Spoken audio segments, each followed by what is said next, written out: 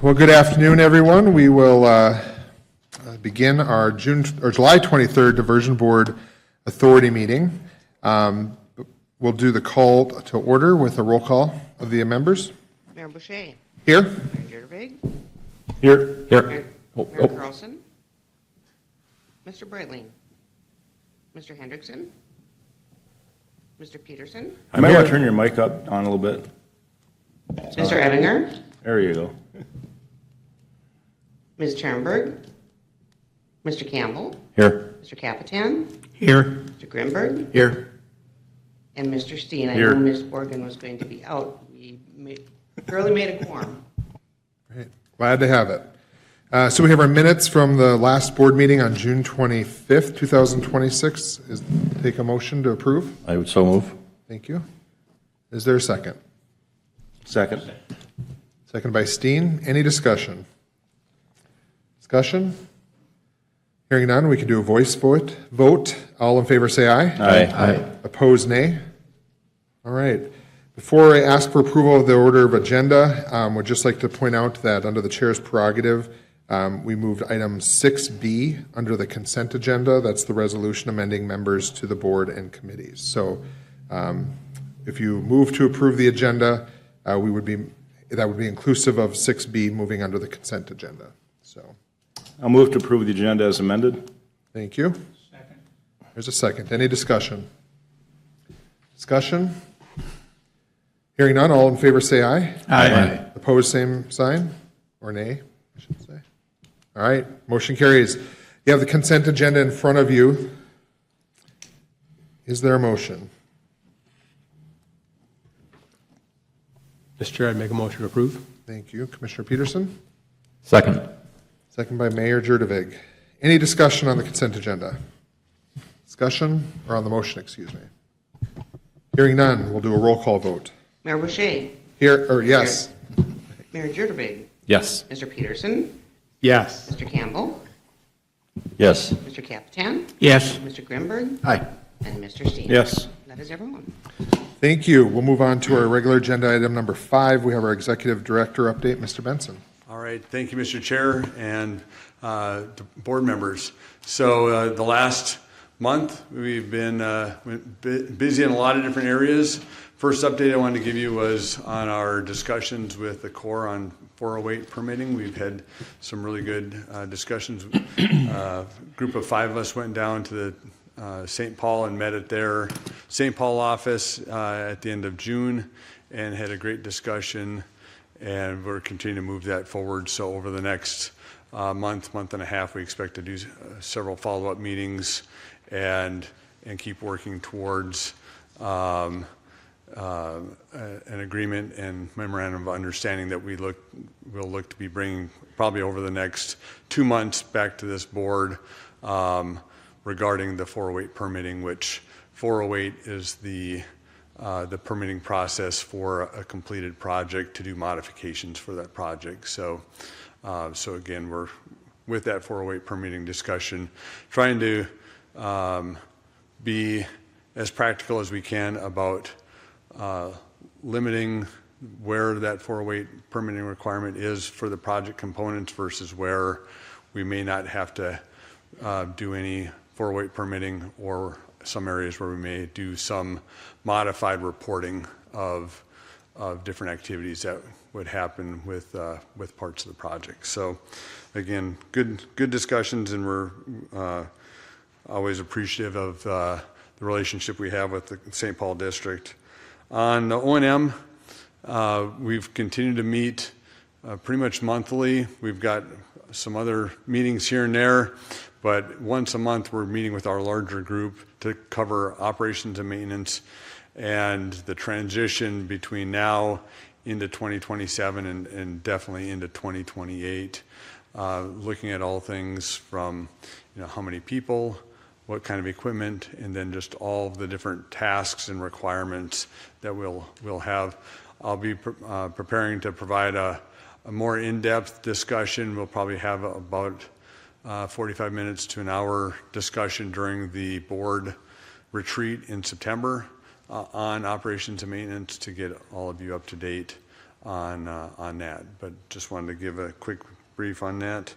And then just in the last week and a half, and I know Terry will cover it a little bit, and Chris will also cover it, but we had great news, the collaboration with the Corps of Engineers, the turnover of the wild rice structure from the Corps to the diversion. So of the three structures, we now own the inlet structure and the wild rice structure, and we expect over the next several months that we'll be taking over that Red River structure. And then one other item that I did want to bring up, next Wednesday, the P3 contractor, Red River Valley Alliance, is looking to cut across the Cheyenne Aqueduct. So if anyone's interested in coming out and watching that, we'll be linking up about 8 in the morning, but we'll try to carpool so that there's not too many vehicles, but we're not right now having it a little more informal. So if someone's interested, please contact me. If we get to be a much larger group and we have a quorum out there, then we would have to notice that. But if there's 2 or 3 of you that are interested, we'll work to get you out there to watch that. And again, they'll be cutting through the embankment of the riverbank of the Cheyenne River and letting that water flow through the aqueduct structure and then back into the Cheyenne. And then over the next few weeks, they'll dewater that existing portion of the Cheyenne. And then there's a variety of items like removing the fish and mussels and other aquatic, and then they'll much of that will end up getting removed because that's where the channel will be cut through. So exciting. That's really one of the last big events, and then I know I talked to a couple people about that we're looking to do kind of a bridge acknowledgement ceremony to acknowledge all the bridges that are complete. Unfortunately, River Valley Alliance had to shift the dates a little bit, so we're re-looking kind of early to mid-August. And when I get that information, Amy and I will definitely get that out to the board so that you'll know what and where that activity will happen. With that, that's my update. Thank you. Any questions or comments for Mr. Benson? Seeing none, we appreciate your update. Moving on to item number 6, update from John Shockley, our General Counsel. Thank you, Mr. Chair, members of the Diversion Authority Board. The first item I have is just a WIFIA loan update. The authority has been drawing down the WIFIA loan. The most recent draw request is for $105,600,000. We're anticipating that will be paid at the end of the month. Just as a little bit of information for the new board members, that loan is an approximately a 40-year term at an interest rate of 2.008%. Happy to answer any questions about the WIFIA loan program, but just trying to provide monthly updates regarding the draws because it is such a integral part of the project financing. Any questions, members? Please continue on. Thank you, Mr. Chair. The second item I have for the board's consideration is a resolution appointing the membership of the subcommittee for the Crop Loss Reserve Oversight Subcommittee. As background, as under the Property Rights Acquisition Manual, under the Minnesota DNR permit, and under the settlement agreement reached with the Upstream Coalition and the cities of Comstock and Wilkin-Richland Joint Powers Agreement and Buffalo Red Watershed. The authority is required to provide a crop loss program for producers if the project operates during the summer, and also a preventative plan. The reason for that is under the federal crop insurance program, if a crop loss is caused by a man-made act, such as operation of the project, the federal crop insurance program does not cover that loss. And as a result, we have to provide some sort of product that will prevent the producer from losing their crop. We have been working with our crop insurance advisor, Watts and Associates, along with Aon Risk Services, and we had developed a program that essentially bolts on to the federal crop loss program. But for the potential risk for the authority, we had looked at hedging that risk through going to the insurance market to purchase an insurance product, and that premium had come back at about $7 to $8 million per year, and the probable maximum risk loss that could occur within the UMA was $25 million.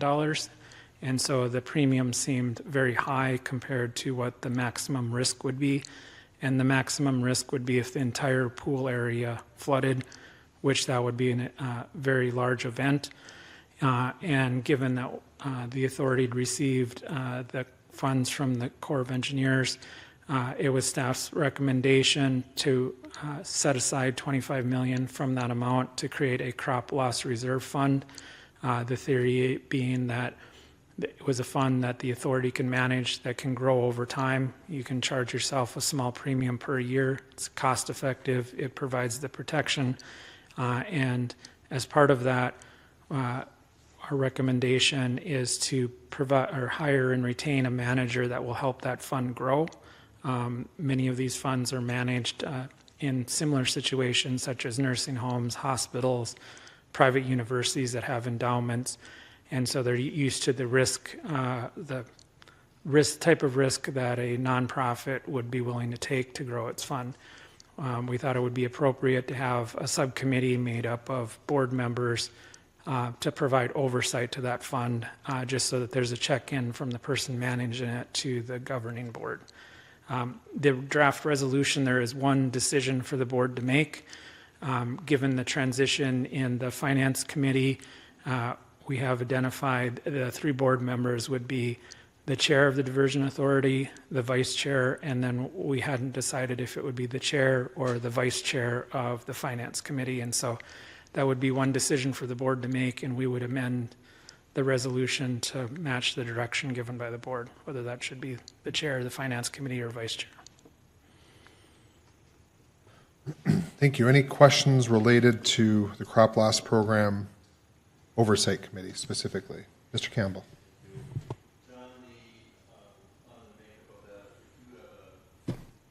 The finance director, is it possible for the finance director to also be a chair, vice chair of the Diversion Authority Board?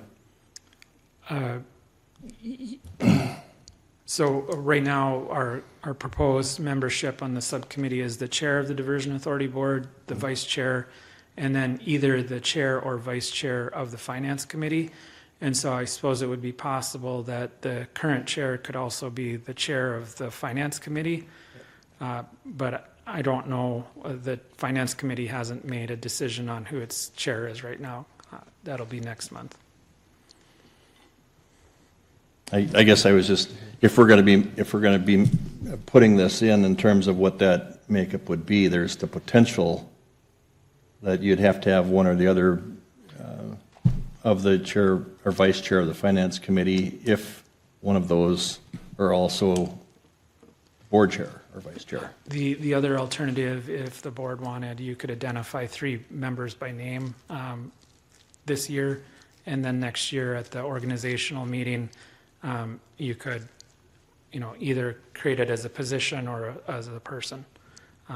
Given the changeover, we just didn't know who to identify. Commissioner Peterson. Mr. Chair, thank you. Commissioner Campbell, great question. How about just genericizing that third to someone as appointed by the finance committee? So you've got your chair, vice chair, because I'm thinking of Mayor Dardis, right? So theoretically, he could have rotated through, to your point, Commissioner Campbell. So you've got someone you've always got presumably a mayor or a chair, 1 or 2, then you've got that third person as appointed by the finance committee, so it allows that flexibility within that committee to pick that person that may best represent that crew. That would solve that problem. Great catch, Commissioner Campbell. Am I hearing a recommendation for that third spot? Be added to the resolution? Mr. Chair, I'd make that recommendation to amend. Okay. Second. All right. Any discussion related to amend the resolution such that the third spot would go to an appointee of the Finance Committee? Appointee made by the Finance Committee. Any discussion? Hearing none, we'll do a roll call vote.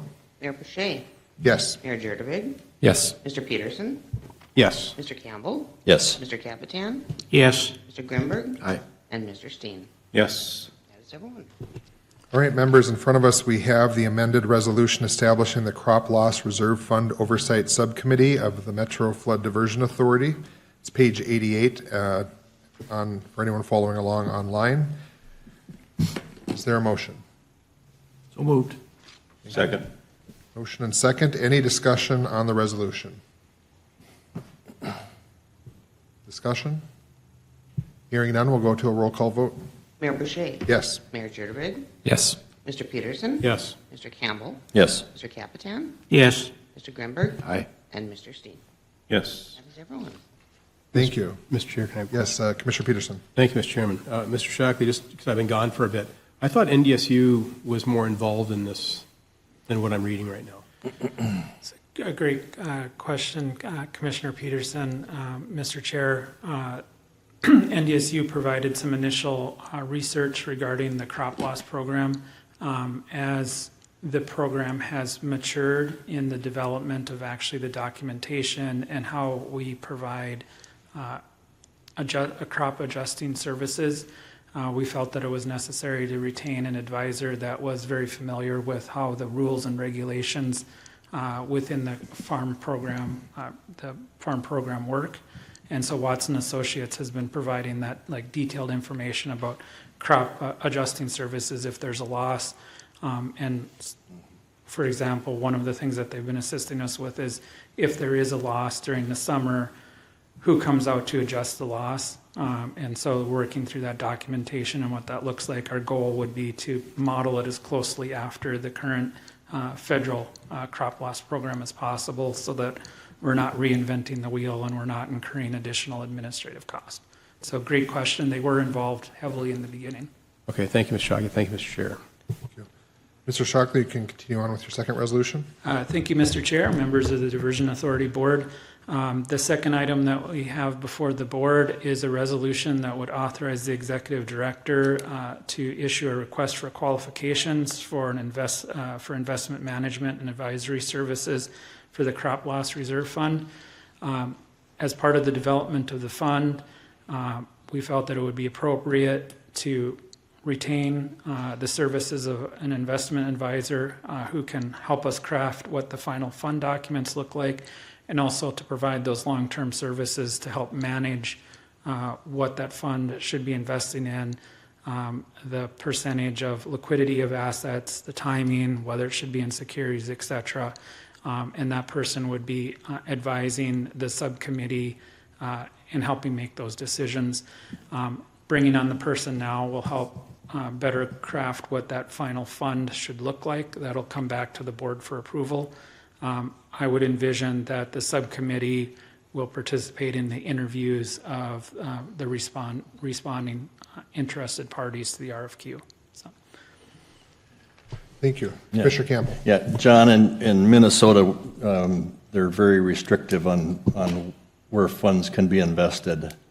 We're obviously going to be under the rules of North Dakota, and I'm assuming they still have limitations on what you're allowed to invest in? That is correct. North Dakota has similar rules. They are less restrictive than Minnesota about the investments that public entities can make. And North Dakota actually has specific provisions talking about pooled funds, reserve funds for entities that are essentially self-insuring, like the authority. And so North Dakota has some nice provisions that we would be in compliance with that requirement. And we've also been in contact with the state insurance commissioner's office to make sure that the product that we're providing isn't designated insurance, because only insurance, you have to be a licensed insurance agent to sell insurance. This is not technically insurance. This is providing for the crop loss that a farmer would incur if the project operated. So, Thank you. Thank you. great questions. Commissioner Peterson. Mr. Chair, thank you. I'm looking at my two former legislators, or one semi-former, and then my former. Is there anywhere in Bismarck that we could approach that would be able to do this and potentially save us money if you've not had that dialogue? Just thinking State Investment Board. Great question, but largely most of the funds are managed by outside firms, and they might be coordinated by the State Investment Board, but there's management firms outside. That Oh, you do manage. externalize? Yeah. Okay, so it's the same net result. Yes. That'd be my opinion. Yeah, the ongoing conversation currently at the state legislature, though, or with the Retirement Investment Office and the State Investment Board, is potentially bringing more people in-house to do those investment strategies. So there's some products being tested right now for Not- performance, but it's Not ready for prime time yet? I can't speak to that, but it's certainly something worth exploring if we think that's prudent. Okay. Mr. Shockey, thank you. Mr. Chair, thank you. Thank you. All right. Any other discussion or a motion related to the resolution authorizing the executive director of the Metro Flood Diversion Authority to issue a RFQ for investment management and advisory services for the crop loss reserve fund? Motion to approve. Thank you. Second. All right. Motion second. Any discussion? Discussion? Hearing none, we'll go to a roll call vote. Mayor Boucher. Yes. Mayor Jerdevig. Yes. Mr. Peterson. Yes. Mr. Campbell. Yes. Mr. Capitan. Yes. Mr. Grimberg. Aye. And Mr. Steen. Yes. That is everyone. Thank you, Board. We're moving on to item number 7, which includes project updates. We'll start with the Army Corps of Engineer project update, page 96. Carry online. Yes, I'm here, sir. We- Good afternoon, Chair Boucher and board members. Can you hear me all right? We can, thank you. Wonderful. Hey, I'm grateful for the opportunity to provide the Corps' update today. I'm going to start with the Wild Rice River structure. As Jason said, you are the proud owners of another structure as of 20 July. The Red River structure, still at about 97% complete. The drone footage shows them building the embankment across the old Red River Channel, and we anticipate them being done with that in a couple of weeks. And we've got a lot of final and pre-final inspections ongoing. The goal for turning that structure over to the diversion authority is around 20 August if everything continues to go well. Going to jump down to reach SE1B under number 5. They're about 85% complete and have finished building the embankment, so they're placing topsoil. We anticipate turning that reach over to the sponsors as well, probably in August. Reach SE2B, they're at 93% complete. TRM and turf establishment continues. The 45th Street up and over is completed and open. And if everything goes well and they complete that by the completion date in October, if not earlier, we'll be turning that over to the sponsors as well. Down to SE4, they're up to 37% complete, building embankment, topsoiling, and the 160th Street up and over, which is also known as County Road 2, should be open this month yet. Contract completion date October. Down to SE3, lots of embankment construction ongoing, backfilling some very large box culverts. And County Road 81 is still on schedule to be open by mid-August. SE5, contractor working really hard on the Highway 75 intersection, and they're still on track to get that reopened by the end of the month. It looks like paving there is going to start next week. Completion date is the end of October. For all of our forest mitigation contracts, they're either under maintenance or planting. Those are done in about 2028. That ends my update for this month, unless there are any questions. Thank you. Any questions? All right. We appreciate your time and your partnership. Thank you. Going on to Mr. Bakigard. Thank you, Chair Boucher, members of the Diversion Board. Quick round of updates. As we know, when you look at our 30 to 60 day update, we're kind of down to everything hopefully being done in that time frame. So we're picking some highlights today, and we'll continue to update you guys on individual tasks and items as they come due. But as Terry mentioned on the progress update map, we did change the wild rice structure to complete, honoring the turnover that happened last month. County Road 81, the roadways, we did complete the paving last month, and that was reopened. It had been open to traffic under temporary gravel. The paving was complete, so we did update that on the map as well. Again, looking at the 30 to 60 day outlet, a few more key items we are looking at, as Jason mentioned, opening the 52nd Avenue and County Road 14 crossings here in the next couple weeks.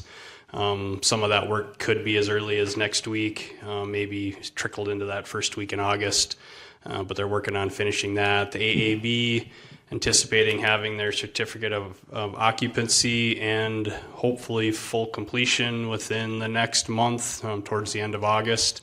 That's be a great milestone, and we're working on standing up and getting ourselves geared up to be ready to move into that probably late or mid-fall, kind of in that October, maybe November timeline, just trying to find some time frames that fit well into all of the work and chaos that's going on, trying to get the project buttoned down.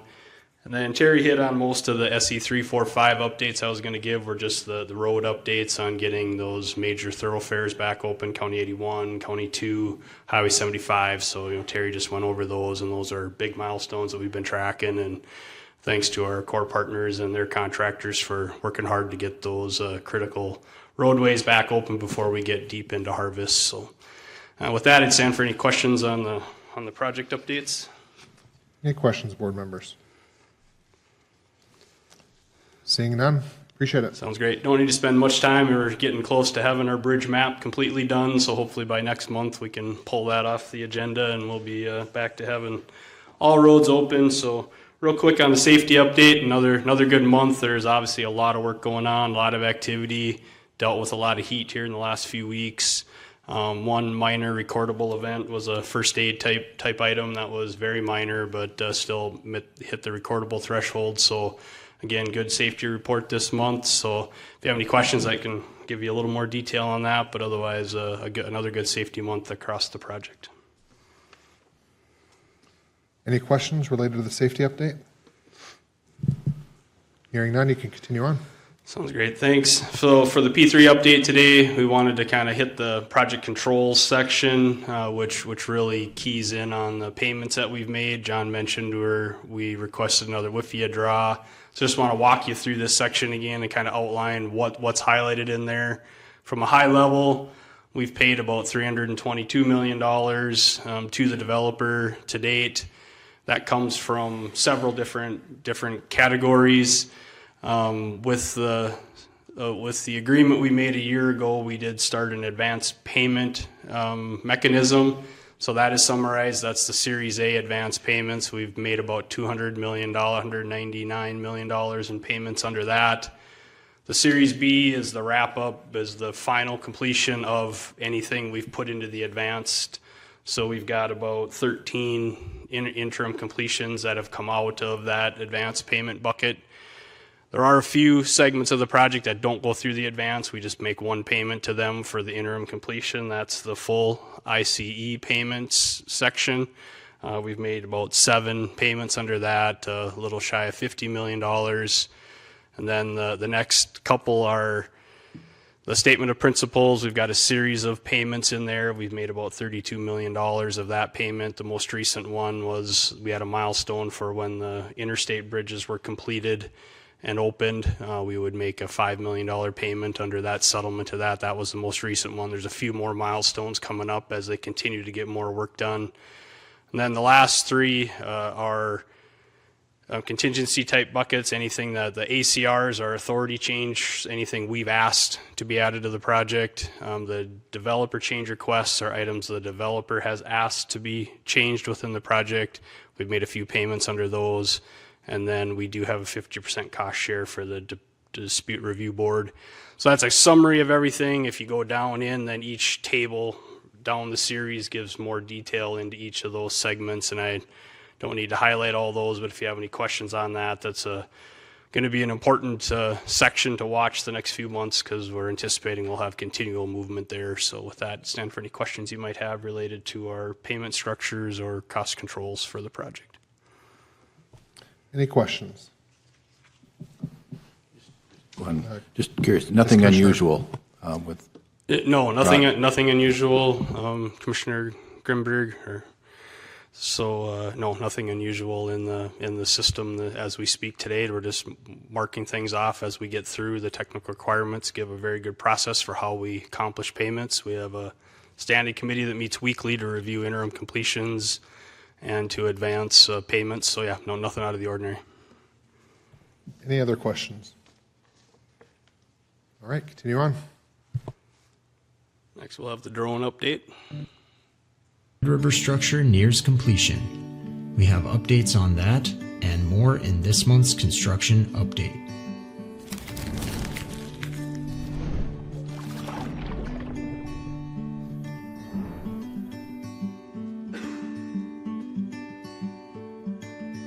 At the Red River structure, the largest of 3 gated control structures for the FM area diversion, Ames Construction continued work on the embankment that crosses where the Red River once flowed before it was rerouted through the structure last year.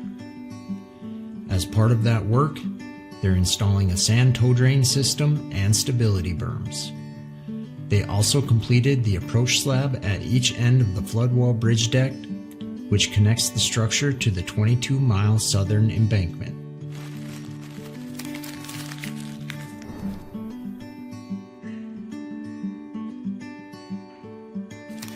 Nearby, at Reach 4 of the southern embankment, the contractor is preparing to pave County Road 2, also known as 160th Avenue South, passing up and over the constructed levee. County Road 2 is anticipated to open to traffic in the near future. South of there, crews continue earthwork forming the embankment, moving Reach 4 closer to completion.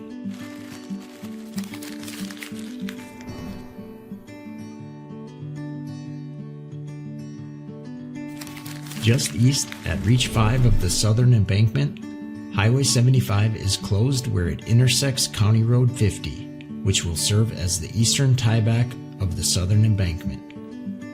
With the existing pavement section removed and the inspection trench excavated and backfilled across Highway 75, formwork and rebar for concrete pavement are now underway. Asphalt pavement will overlay the concrete at this location, forming a new pavement section, providing increased armoring for and resilience against extreme flood events. The contractor is also working near the Wolverton Creek, where concrete box culverts are getting backfilled.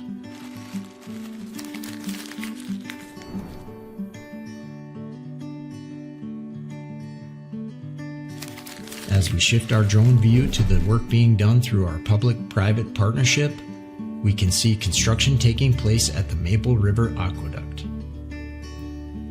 This month, ASN constructors placed concrete for another one of 9 maintenance road bridge decks, this one spanning the aqueduct's spillway. Also at the spillway, crews are installing a series of rubber bladders and steel panels forming an adjustable crest weir. When finished, compressed air will inflate the rubber bladders to raise and lower the gate panels, maintaining river flows across the aqueduct's flume while allowing excess flows to pass over the weir crest, down the spillway's drop structure, and into the diversion channel. Nearby at the aqueduct's upstream engineered channel, a pump intake system comprised of reinforced concrete pipe and cast-in-place concrete structures is underway. In the event maintenance activities are necessary within the aqueduct's flume, temporary pumping will be engaged at the intake as the aqueduct's vertical lift gate closes to bypass river flows downstream of and around the aqueduct's flume.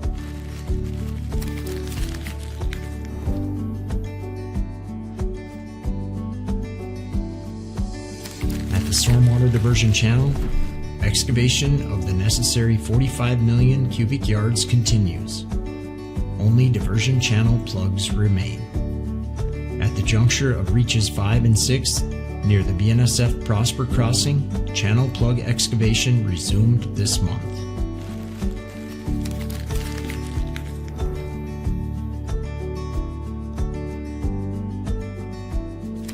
Farther south at Reach 13, where the County Road 6 crossing recently opened to traffic, ASN Constructors has decommissioned the County Road 6 bypass and channel plug excavation is nearly complete. For additional construction updates and more information, follow the project on social media. Thank you. We'll have our communication team update, item number 8. Good afternoon, Mr. Chair and members of the board. This past month, our June construction update again received some media coverage. We also shared 4 different releases on lane closures as they're working toward that bridge completion. We're getting more of those lane closure announcements out. And then Jason had an opportunity this week to speak with Prairie Public and do an interview with them. Our last newsletter focused on leadership. We had a very strong click-through rate of 15%, and you'll see the next one tomorrow on environmental compliance, which features Justin Fisher. In terms of outreach, we had 1 presentation this month. Jason presented to MetroCog on all the plans for the trails and recreational areas that are tied into the project. That's my update. I'm happy to answer any questions. Board, any questions? Thank you very much. Item number 9, land management update. Mr. Fisher. Thank you, Mayor, board members. Give a quick update this month on the key activities regarding land acquisition. First and foremost, we have not had a trial in over 7 months now. Our next trial is actually scheduled next month for Cass County. Additionally, we continue to move forward. We have some scheduled commissioner hearings next month as well on the Minnesota side of things. We have currently 11 pending settlement offers with property owners. This last month, we only closed on 1 parcel, but as noted here on the closings that are pending, agreements that have been met but we have not closed on, we have 31 parcels amongst 15 owner groups, and so those should start wheeling through as well too as we continue those agreement closings. And then also this morning, once again, we did hold another post-operation cleanup and restoration program subcommittee meeting, which was almost over 90 minutes over in Clay County. Very beneficial to get stories and really insights on how we manage post-operation cleanup and restoration with those landowners. And then lastly, the crop loss programs, there's been a lot of discussion and we continue to move those pieces forward. As always, we give the pictographs of where things are in terms of lands every month. As you can see from the map, the left-hand side is the actual physical footprint of the project, right-hand side being that upstream mitigation area. Anything that's highlighted in green is where flowage easements have been acquired. Blue is parcels that are in negotiation currently. And then lastly, that orangish color is eminent domain.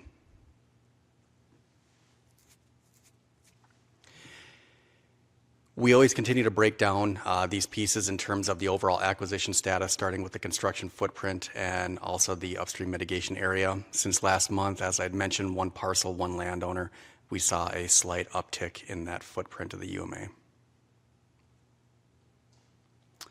Additionally, we didn't see any changes in the southern embankment or the environmental easements, but we do have completion on all of Drayton Dam, in-town levees, stormwater diversion channel, as well as OHB. And then lastly, we do break down the construction footprint in that upstream mitigation area, not only in the owner groups, but number of parcels. The reason behind this is that we actually have owner groups that own multiple parcels. And so we like to give a little bit of clarity of where those pieces are at. In particular, I like to highlight is that upstream mitigation area, the footprint. We are eclipsing 71% of owner groups that have settled. And right behind that is the overall number of parcels. And then lastly, as with every report, the lands pieces are critical, and we have a strong lands team, including our land agents. And we always give accolades to those folks who are really helping with the advisory, preparation services, a lot of the mediation, settlement, negotiation pieces that are necessary. With that, I'd be more than happy to take any questions. Any questions from the board? Thank you very much. Thank you. Go on to Board Member Steen with the finance update. Thank you very much. In addition to the numerous items we've already covered in the agenda, in the consent agenda, the Finance Committee met yesterday, also reviewed the sales tax accrual for the current year for the first 4 months.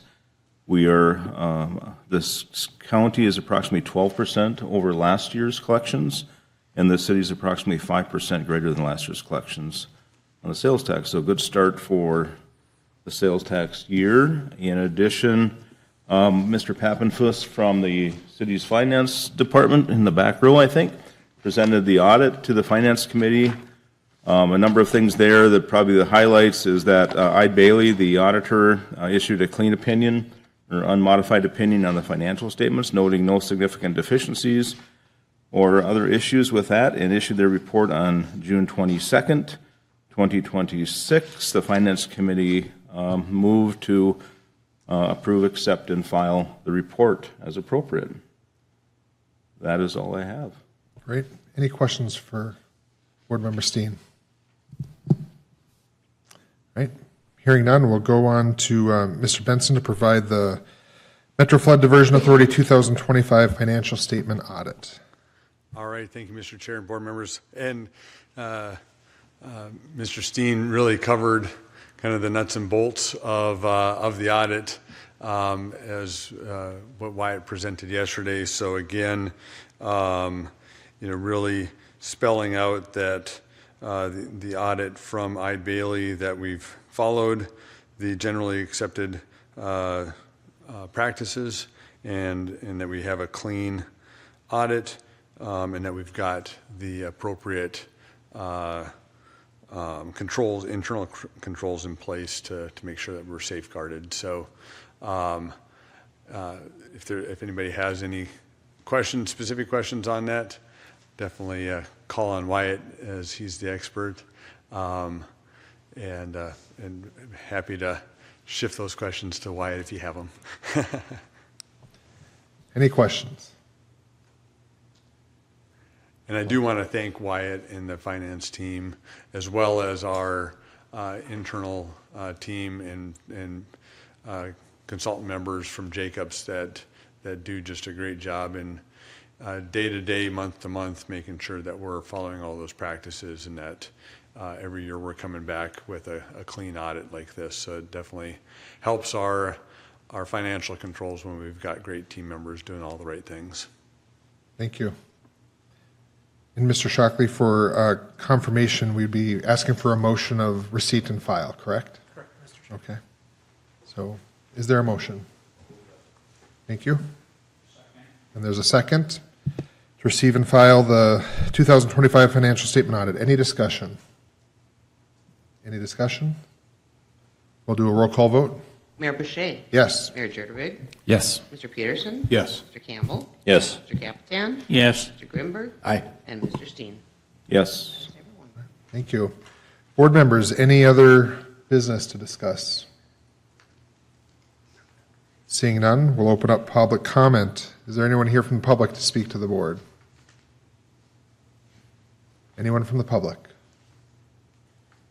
Hearing none, I'll close our public comment and ask for a motion for us to go into executive session pursuant to North Dakota Century Code 44-04-19.1, subsections 2 and 9, to discuss negotiating strategy and to provide negotiating instructions to its general counsel, executive director, and director of land regarding 1, a requested amendment to the ICE advance agreement between the MFDA, RRVA, and ASN, and secondly, to discuss negotiation strategy regarding the sale of the Horace elevator.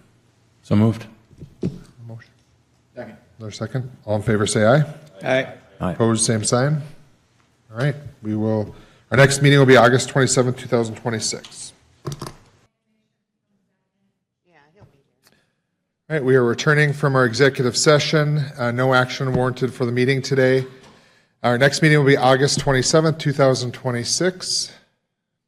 And with, I have a motion and a second. And I believe we can do roll call on that, correct? Voice, excuse me. And we have quorum. All right, all in favor say aye. Aye. Opposed, nay. All right, we are adjourned. Thank you.